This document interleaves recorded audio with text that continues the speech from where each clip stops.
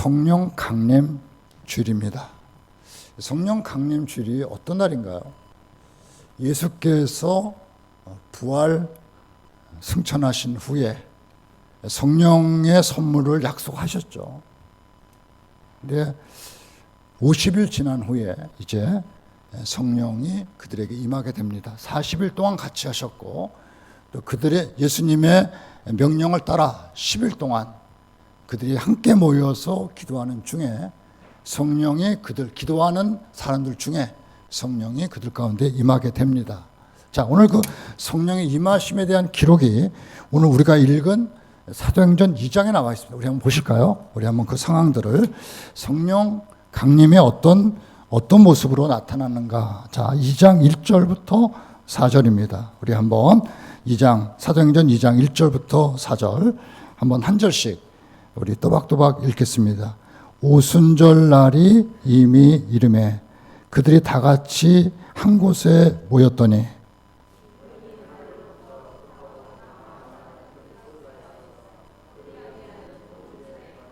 마치 불의 혀처럼 갈라지는 것들이 그들에게 보여 각 사람 위에 하나씩 임하여 있더니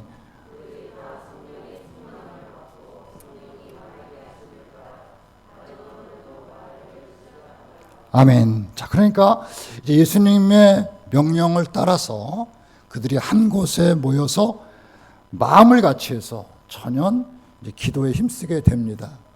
그런데 열흘째 되는 날 그들에게 이상한 일이 벌어지기 시작하는데 그게 뭐냐면 호련히 하늘로부터 급하고 강한 바람 같은 소리가 납니다. 그러니까 아주 강한 바람 소리가 나는데 그 집에 가득하게 됩니다. 사실은 바람 소리 가득하게 되고 그들 각자에게 불의 혀처럼 갈라지는 것들이 그들의 이에게 임하게 됩니다. 그러니까 여러분, 우리가 구약 성경을 보더라도 하나님이 임재하실 때, 하나님께서 임하실 때 그들에게 나타난 현상은 바람, 불, 번개, 또 우리 요한계시록에 보면은 많은 물소리 이런 것들로 표현됩니다. 그러니까 그들이 열심히 마음을 같이 해서 기도하는 중에 그들이 각자에게 하나님의 성령이 그들 속에 임했던 것입니다.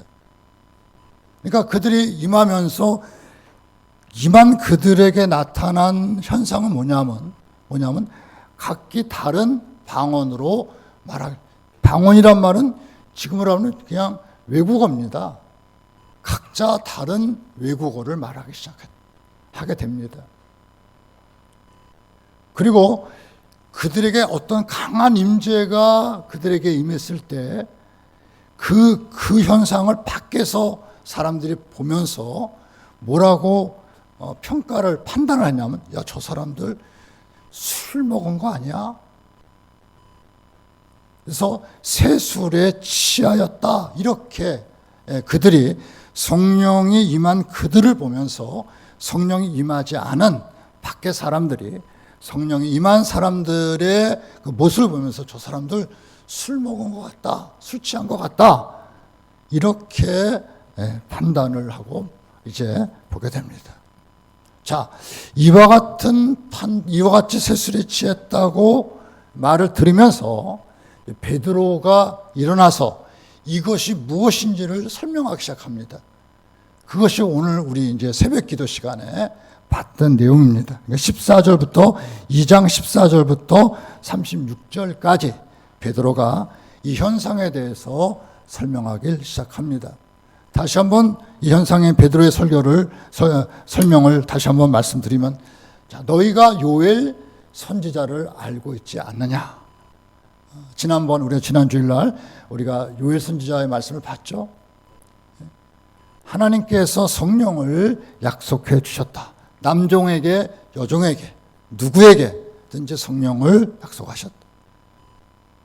이 성령이 임하면 젊은이가 늙은이가 또 자녀들이 꿈을 꾸고 환상을 볼 것이다. 이런 요엘 선지자의 말씀이 있습니다. 그러니까 베드로 말하기를, 자, 봐라. 바로 그 요엘 선지자가 예언한 이 성령의 임재가 오늘 이 시간 여기에 임하였다. 베드로는 이렇게 이 현상이 하나님이 요엘 선지자를 통해서 약속하신 성령이 임하신 것이다. 이렇게 이 현상에 대해서 설명을 하고 있는 것입니다. 하나님이 요엘을 통해서 약속하신 성령이 이곳에 임하였는데 이 성령은 바로 너희가 십자가에 못 박고 죽게 하고 하나님의 살리신 예수 그리스도를 통하여서 이곳에 임재한 것이다. 즉 하나님의 성령이 이곳에 요엘 선지자의 예언처럼 임하였는데 어떻게 임하였느냐? 너희가 십자가에 못 박아 죽인 그런 하나님의 살리신 예수 그리스도를 통하여서 이곳에 성령이 임재하셨다. 즉 성령의 임하심은 바로 예수 그리스도를 통하여서 하나님께서 그들에게 부어주신 것이다. 이렇게 설명을 하고 있습니다. 자, 그러면서 이제 오늘의 이제 본문으로 이제 봅니다. 자, 이 말을 듣고, 자, 누구의 말을 들은 것입니까? 이 말은 누구의 말입니까? 누가 말한 것이죠? 베드로가 말한 것. 이 말은 어떤 말입니까? 2장 14절부터 36절의 말입니다. 말씀입니다. 즉 그들이, 여기서 말한 그들은 누구죠? 세술에 취했구나, 저 사람도 술 취했네, 이렇게 성령의 밖에 있었던 사람들을 향하여서 베드로는 이제 하나님의 말씀을, 즉 예수, 이 성령이 어떻게 이들에게 임하였는지에 대해서 말씀을 하기 시작합니다. 이 말을 듣고서, 자 보십시오. 하나님께서 하나님의 말씀을 통하여서, 그걸 통해서 하나님의 성령은 역사하시는 겁니다. 하나님의 성령은 예수 그리스도를 통해서 우리에게 임하는데 그 예수 그리스도는 하나님의 말씀이십니다. 말씀이 육신이 되어 우리 가운데 거하심에 따라서 베드로가 전한 것은 누굽니까? 예수 그리스도이시고 좀 더 폭넓게 말하면 하나님의 말씀인 것입니다. 즉 그들이 이 말을 듣고, 즉 들려오는 하나님의 말씀을 듣고 그들이 어떻게 반응합니까?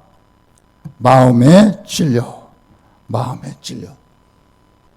즉 들려오는 하나님의 말씀을 들으면서 그들 영혼들이 어떻게 해요? 찔리기 시작합니다.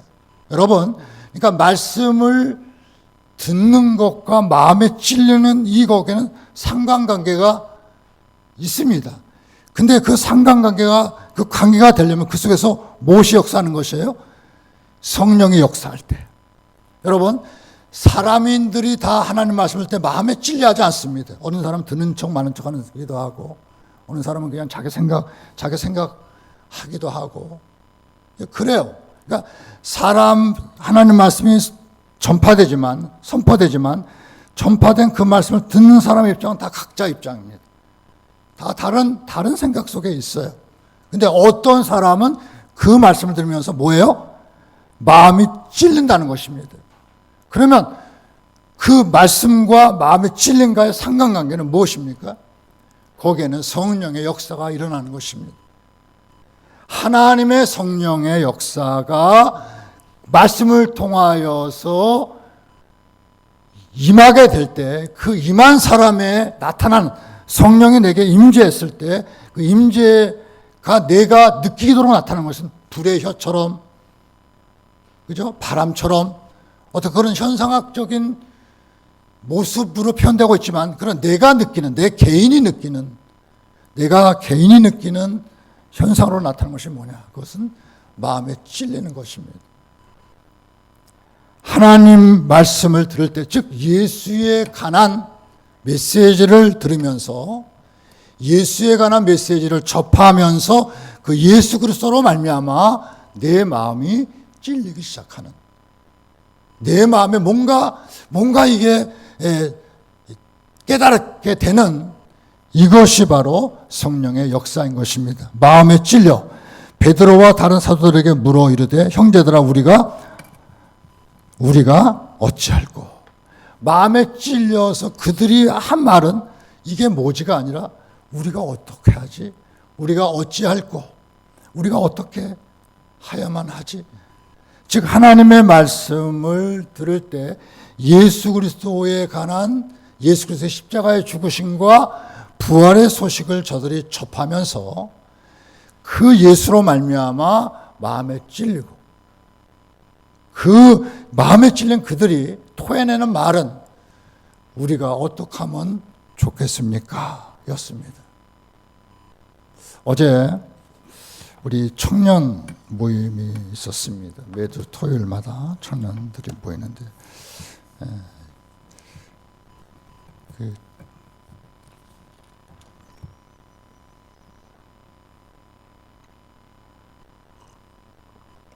제가 이런 질문을 우리 청년들에게 던졌습니다. 안 믿는 친구들 속에 죄의식이 있을까? 안 믿는 사람들 속에 죄에 대한 의식이 가능할까? 가능할까요? 질문을 던졌습니다. 여러분, 우리가 예수를 모르고 예수를 통해서 하나님을 경험하지 않고, 예수를 모르고 하나님을 경험하지 않고 우리 속에 죄라고 말하는 죄의식이 가능할까요? 찔림이라는 것이 가능할까요? 여기서 말한 마음의 찔림이라는 것이 가능할까요? 여러분, 가능하지 않습니다. 사람마다 물론 죄의식은 없다고 볼 수 없어요. 차이는 있겠죠. 그러나 오늘 성경에서 말씀하고 있는 이 성령의 역사 속에서 일어나고 있는 우리가 어찌할꼬 마음에 찔려 이와 같은 죄의식이 가능하지가 않습니다. 성령의 말씀을 통하여서 우리 마음에 찾아오시게 될 때, 예수 그리스도를 통해서 찾아오시게 될 때 우리 영혼 속에 하나님의 영이 던져진 것입니다. 그때 우리가 느끼는 게 뭐냐? 하나님 어찌하면 좋겠습니까? 깨달음이고, 그것이 바로 여기 뭐라고 말씀하냐면 베드로가 너희가 뭐죠? 회개하여. 그때 어찌할꼬 우리가 어찌할꼬 하면서 튀어져 나오는 것이 뭐냐? 그게 회개입니다. 하나님의 영의 역사가 일어나지 않고는 깨달음이 있을 수 없고, 깨달음이 없으면 회개할 수가 없습니다. 즉 성령이 우리 가운데 말씀을 통하여서 우리 가운데 임하게 될 때 그 말씀이 우리의 영혼을 이게 뒤집어 놓게, 진단하게 되고 깨닫게 하게, 그 깨달음이 우리가 어찌할꼬 하면서 회개의 형식으로, 회개의 모습으로 드러나게 되는 것입니다. 여러분, 내게 과연 성령이 임했을까? 내게 과연, 난 불도 못 보고 물도 못 보고 못 봤는데 내게 과연 하나님의 성령이 역사하고 일하시는 것일까? 라는 우리가 어떤 질문을 던지고 거기에 대한 대답을 찾아가게 될 때 그 대답은 바로 이겁니다. 여러분들이 하나님 말씀을 접하면서, 계속 접하면서, 보거나 듣거나 이렇게 하면서 내 영혼 속에 이게 뭐지? 하고 영혼의 통증을 느끼게 되고, 그것으로 말미암아 하나님 앞에 회개하는 이와 같은 현상이 성령의 역사인 것입니다. 그러니까 회개 없이는 그리스도인이 될 수가 없습니다. 교회 오래 다닌다고 그리스도인이 되는 건 아니고요. 부모가 그리스도인이라고 해서 내가 그리스도인 되는 건 아니고요. 그냥 내가 열심히 주에게 봉사한다고 해서 그리스도인이 되는 게 아닙니다. 여러분, 그리스도인이라는 것은 바로 하나님께서 자연인 나에게 말씀을 통해서 성령의 내 영혼 속에 던져져서 내 영혼이 뭔가 나의 속에 던져서 우리 속에 우리가 어찌할꼬, 난 어떻게 하면 좋지, 우리의 죄가 깨달아지고 그 죄를 고백하고 그 죄를 토해내는 이와 같은 회개의 역사가 바로 일어난 그 상황이 바로 성령의 임재인 것입니다. 사랑하는 성도님들 보십시오. 자, 좀 더 볼까요? 예수 그리스도 이름으로 뭘 받습니까? 자, 38절 베드로가 이르되 너희는 회개하여 각각 뭐죠? 예수 그리스도 이름으로 세례를 받고. 자, 이런 세계의 강한 이 경험과 고백이 어느 날 이제 교회 공동체 안에서 뭘 받게 됩니까? 세례를 받게 됩니다. 즉, 이 주관적인 나의 경험이 객관적으로 인정되는 모습이 바로 세례인 것입니다. 내가 예수 그리스도를 믿고 회개하고 내 영이 새롭게 거듭난, 내가 이제 죽은 자가 아니라 예수 그리스도로 말미암아 하나님으로 인해 살아있는 자가 된 거예요. 이런 개인인 내가 이제 교회 공동체 안에서 아버지와 아들과 예수의 그리스도 이름으로 뭘 받습니까? 세례를 받으면서 교회의 객관적인 우리의 구원이, 우리의 믿음이 객관적으로 인정되는 것이 바로 세례인 것입니다. 따라서 여러분, 예수를 믿으면 나 예수 혼자 믿고 잘 살 거야. 여러분, 이거는 성경적이지 않습니다. 우리가 회개하고 예수를 영접하고 회개하며 거듭나고 거듭남의 경험을 할 때 우리는 세례를 통해서 여러분 어떻습니까?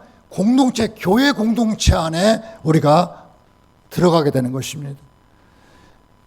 예수를 통해서 하나님이 나의 주가 되시고 또 나와 같은 똑같은 동일한 경험을 한 우리의 지체들, 예수 믿는 사람들, 나 혼자 그런 경험을 한 게, 나 혼자 이런 회개하고 제사함을 받는 경험은 나 혼자의 경험이 아니라 그 경험은 나에게 한 번뿐이지만은, 그러나 그런 경험들을 한 사람들이 예수 그리스도를 중심으로 해서 교회를 이루고 그 교회의 멤버십을 갖는 것입니다.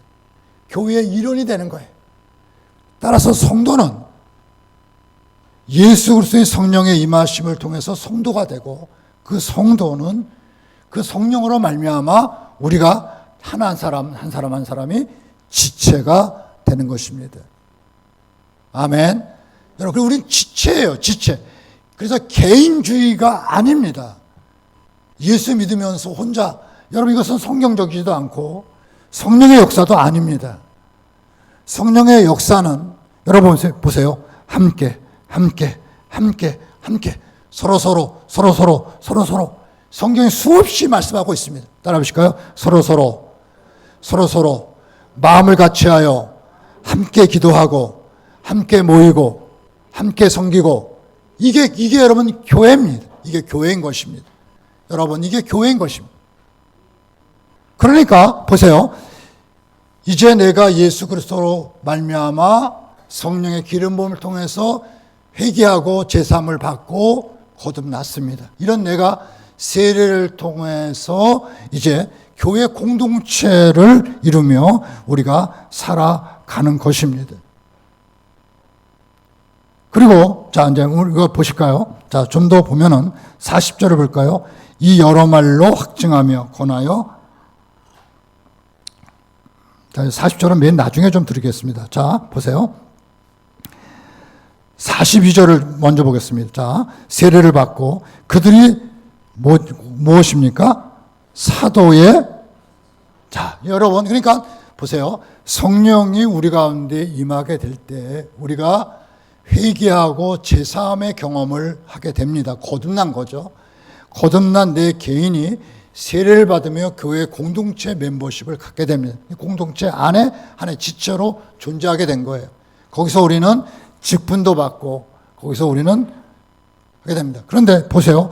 그런 우리가 뭘 받습니까?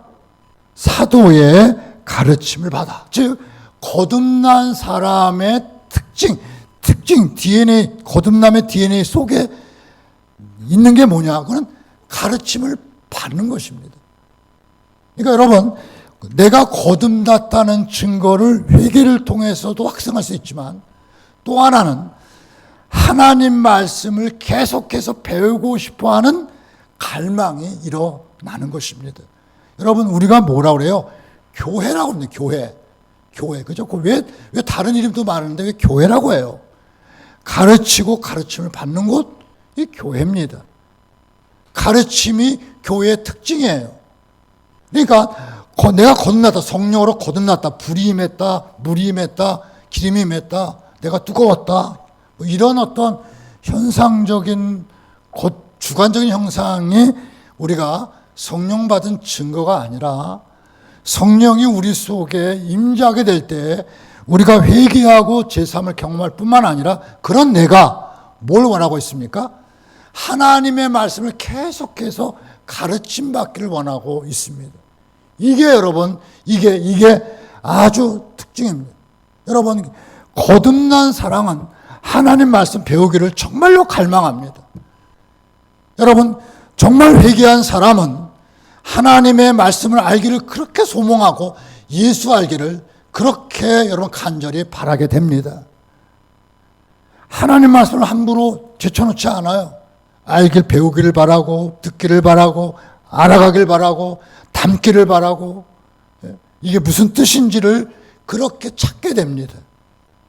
가르침을 받아. 사랑하는 성도님들, 우리 속에 하나님의 성령이 역사하고 일하게 될 때 그 성령은 우리로 하여금 거듭나게 하고 죄를 고백하게 할 뿐만 아니라, 그 성령이 계속해서 성령으로 존재하고 그 성령의 역사를 위해서 우리에게 뭐가 필요합니까? 공급되는 뭐죠? 말씀이 요구되는 것입니다. 여러분, 우리가 태어난 생명은 우리가 뱃속에서 태어난 생명, 뱃속에서 뿐만 아니라 나와서는 여러분 숨 쉴 뿐만 아니라 아주 자연적으로 엄마의 젖을 찾게 되어 있습니다.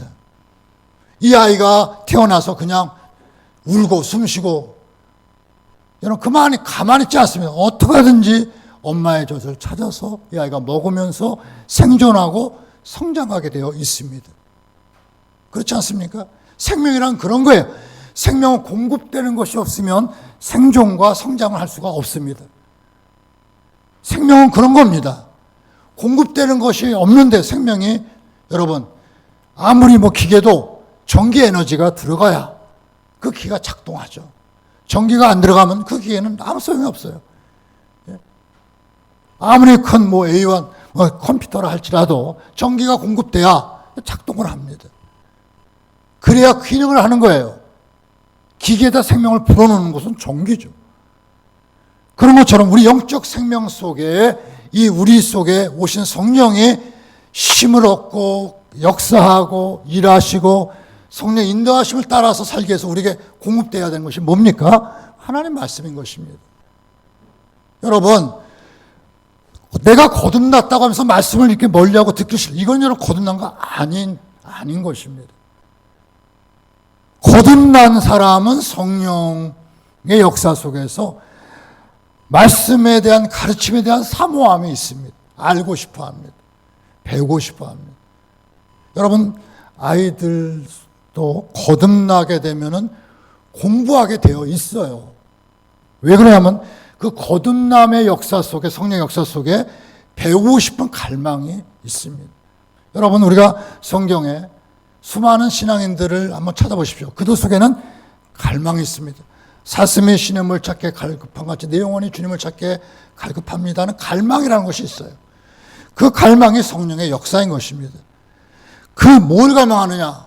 여러분, 사슴이 물을 갈망하죠. 아이가 엄마의 젖을 갈망하는 것처럼 성령의 역사 속에서 살아가는 성도는 하나님 말씀에 대한 갈망이 일어나게 되어 있습니다. 이것이 만약 내가 갈망이 없다, 내가 아무리 말씀을 안 들어도 나는 살 것 같다, 이건 여러분 거듭나지 것입니다. 거듭나면 그럴 수가 없어요. 말씀을 듣지 않고는 숨 쉴 수가 없고, 말씀 앞에 서지 않고는 눈 뜰 수가 없고, 한 걸음도 움직일 수 없게 되는, 우리의 인생 자체가 무의미해져 버리고 마는 그 역사가 말씀인 것입니다.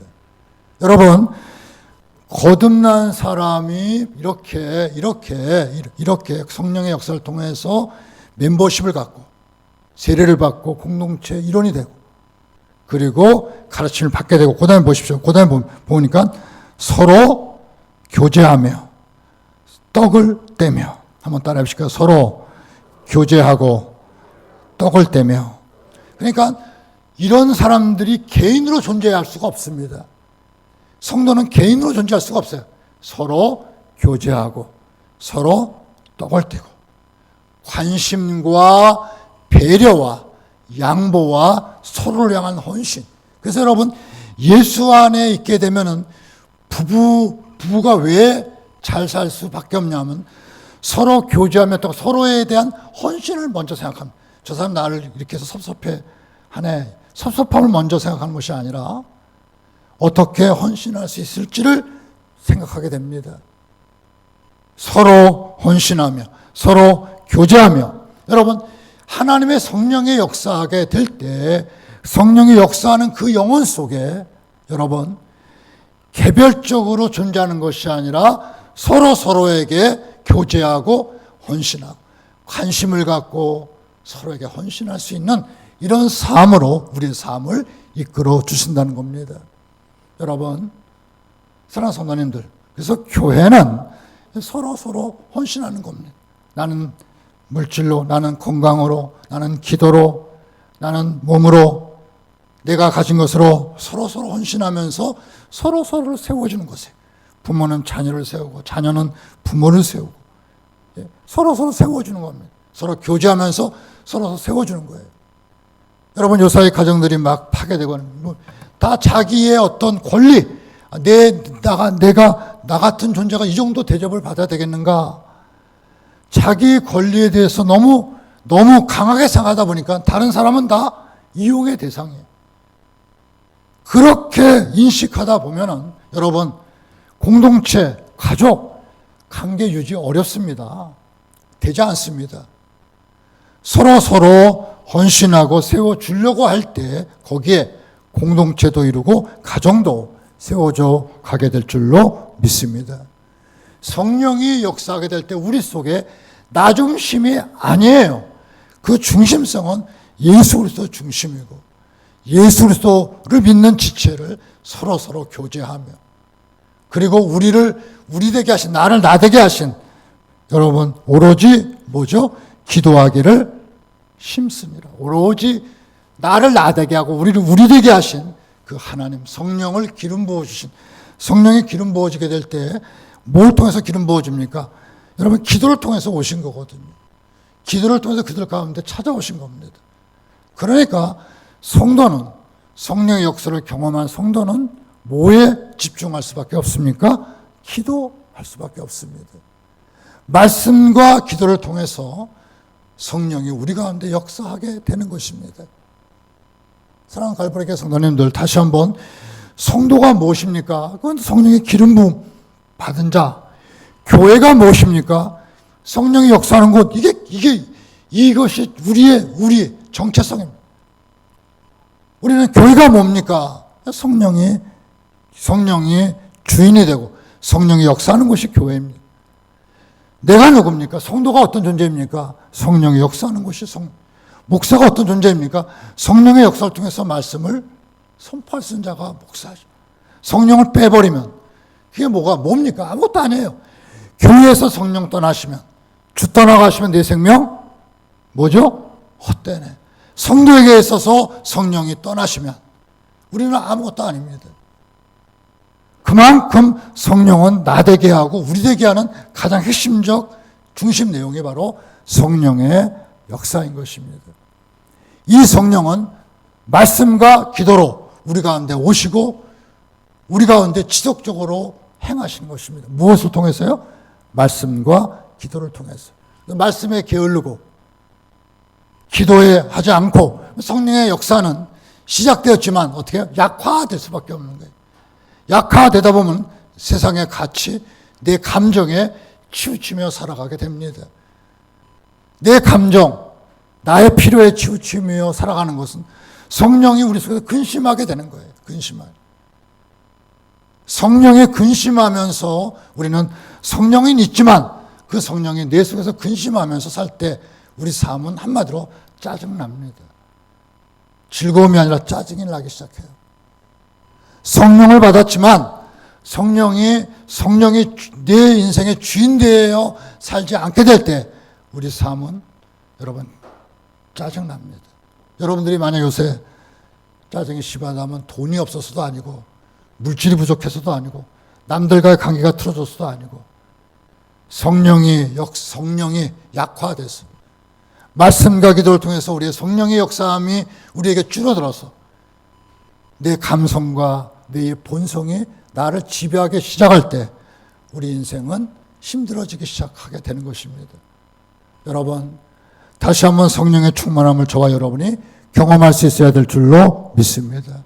오늘 성경은 너희가 회개하고 예수 그리스도 앞에 나오면 성령으로 충만해 주실 것을 약속하여 주셨습니다. 사랑하는 성도님들, 여러분들이 이제 우리 모두가 다시 한번 교회가 교회되고 성도가 성도되고 우리 모임이 모임되고 왜 각자 여러분 모임이 있는데도 각자가 흩어집니까? 다 각 개인이 다 자기 생각에 치우쳐서 그래요. 예? 예수가 중심이면 중심으로 모이겠죠. 근데 나 바빠요. 돈 벌어야 돼요. 나 뭐 해야 돼? 다 자기 생각에 다 따라서 자기의 의지와 행동이 움직이다 보면 중심성이 무너질 수밖에 없죠. 부부관계도 마찬가지고 자녀교육도 마찬가지. 중심성이 무너지고 나서 그 중심에 뭐가 들어가 있습니까? 욕망이요. 뭐가 들어가 있어요? 아무것도 비어 있어요. 여러분, 이것이 교회는 아니지 않습니까? 이것은 우리의 모습은 아니지 않습니까? 다시 한번 저와 여러분이 하나님의 중심성을 회복할 수 있기를 축원합니다. 무엇이 중요합니까? 무엇이 중요합니까? 여러분, 우리가 요사이 제가 이렇게 보니까 이 코로나19 이후에 코로나19가 준 사회적 변화, 코로나 이후에 포스트 코로나19를 어떻게 우리가 맞이하고 지낼 것인가에 대한 질문과 대답을 많은 대담풀에서 많이 찾고 있더라고요. 코로나19에 우리는 어떻게 존재할 것인가. 이 대답을 기업도 경제도 개인의 삶도 학업도 우리의 모든 모임에서 코로나 이후를 어떻게 우리가 대처하며 맞이할 것인가에 대한 질문을 끊임없이 하고 던지고 있는 것 같습니다.